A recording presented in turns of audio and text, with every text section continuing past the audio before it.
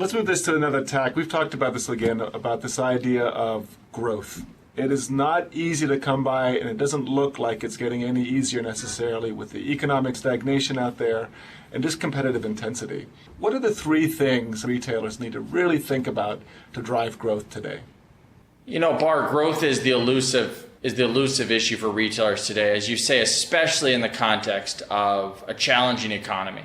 And when there's very little broader growth, the theme has got to be about taking market share.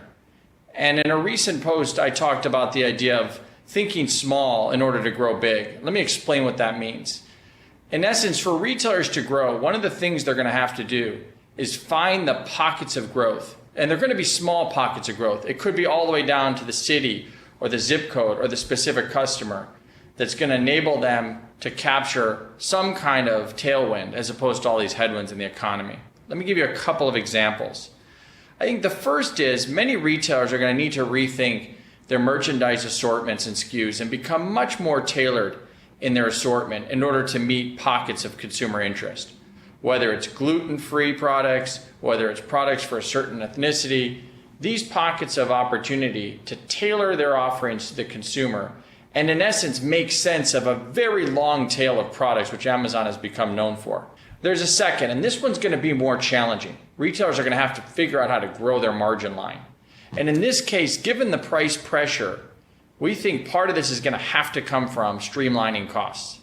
Not just classic set of let's go reduce 10-15% from the budget, but thinking differently about supply chain collaboration to take costs out of the system. Thinking about their retail footprint and asking where do we really need stores, how big should they be? Thinking about their support and general administrative costs.